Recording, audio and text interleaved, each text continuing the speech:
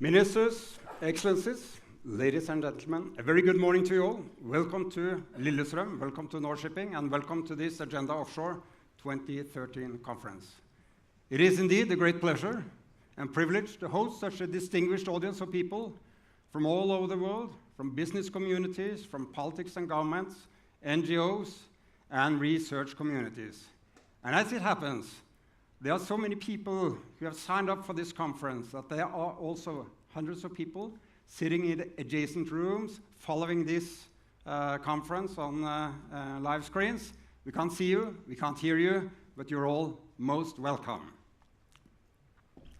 At all times, seafarers have set their eyes on the horizon, imagining what might be beyond. And this is exactly what I hope we shall be doing here today. Today, we are to look beyond the current business cycles, beyond the current macroeconomic environment, and focus on the major trends shaping our world of tomorrow and the key drivers of this industry. The aim of this conference is to enrich, deepen, and maybe adjusting our understanding of the uncharted waters ahead. Because, as we all know, we are living truly unprecedented times of global change, growth, and development. During my lifetime only, world population is set to increase by 6 billion people, a tripling from 3 to 9 billion people. Over the past decades, hundreds of millions of people have been lifted out of poverty and into the global middle class. Over the next few years, China is expected to overtake the US as the world's largest economy. We are truly witnessing massive shifts in the world's economic and political centers of gravity. And the oil and gas companies, the maritime companies, have been and will continue to be crucial in providing for this economic and social progress. Since the early days of mankind, ships have been vehicles of prosperity and global growth. And today, 90% of all international trade of goods is carried by ships. Over the past 2 generations, oil and gas produced offshore have become increasingly more important to fueling the world economy. And the industry has indeed gone a long way since the first offshore drilling site was erected into a modest 5 meters of water off the coast of Louisiana in 1946. The offshore industry is a legitimate child of a marriage between the oil companies, oil and gas companies, and the maritime companies. It is maybe a relationship driven more by cooperation and innovation than by love and passion. A bit of an arranged marriage, maybe. But today, the offsprings of this relationship, the specialized vessels, drill ships, rigs, conduct operations in the entire value chain offshore, from the first seismic service to test drilling, production, maintenance, supply, subsea operations, transportation, and storage. And this is only the beginning of the offshore adventure, because 70% of the surface of the earth is covered by oceans. And as the industry ventures into uncharted territories, advancing towards new frontiers, entering into the entire ocean space, this industry shall be able to tap from the vast resources of the oceans to the benefit of the global society at large. Firstly, oil and gas produced offshore will continue to constitute an important part of the global energy mix for the foreseeable future. Secondly, offshore production of renewable energy is set to increase considerably, be it from solar, wind, waves, currents, osmosis, or tidal waters. And third, but not least, the ocean floor holds an abundance of precious natural resources. And this spring, David Cameron pledged to put Britain at the forefront of the emerging seabed mining industry. Thus, this industry holds the key to further economic and social progress.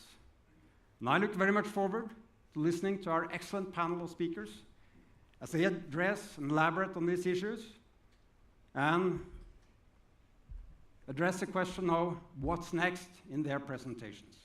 Because the technological, the operational, and the commercial requirements and challenges is set to increase, and in some areas exponentially, as this industry moves towards new frontiers. Of course, this industry already today faces a host of challenges.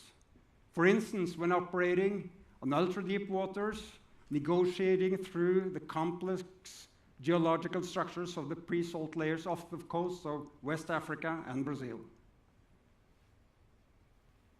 But maybe nowhere in the world do these challenges come together more comprehensively, more extensively than in the High North, in the Arctic region, where climate changes are dramatic. Our children will be the first generation in the modern history of man to witness an entire new ocean opening up. A recent scientific report shows that over the last 3 decades, 80%, that is 80% of the volume of summer ice has disappeared. And the polar ice cap recedes, vast resources of oil, gas, minerals, and precious metals are uncovered. New ship lanes are opened, cutting sailing distances between Asian and European ports by 40%. And this, of course, holds the potential for adding a strong new impetus to changes in the global pattern of trade, production, and consumption. At the same time, maybe nowhere in the world are the operational challenges and conditions more demanding and complex than in this region. And maybe nowhere in the world are the environmental challenges more dominating and the environment more sensitive to human activities and intervention. And this brings me to my final point. Expanding and exploring current boundaries to human activities requires a careful and responsible approach. We have to recognize that there are fundamental values to be protected and extensive challenges to be overcome. We have to realize that we cannot eliminate all risks. We have to limit them, reduce them, and manage in a responsible way the residual risks. Our quest should be to master, not to conquer, the forces of the oceans. It is a great pleasure and privilege for me to have an extremely competent, prominent panel of speakers today. We shall hear presentations by Helge Lund of Statoil, Andy Brown of Shell, our true North Shipping friend and veteran, Todd Benjamin of CNN, is to moderate, challenge, maybe tie together discussions in the 2 following panel debates. But before all this, I'm privileged to introduce to you the Norwegian Minister of Oil and Energy, Mr. Ola Borten Moe. Again, I welcome you all to this Agenda Offshore 2013 conference. I wish you all an inspiring and exciting and interesting day. Thank you so much so far. Ola, the floor is yours.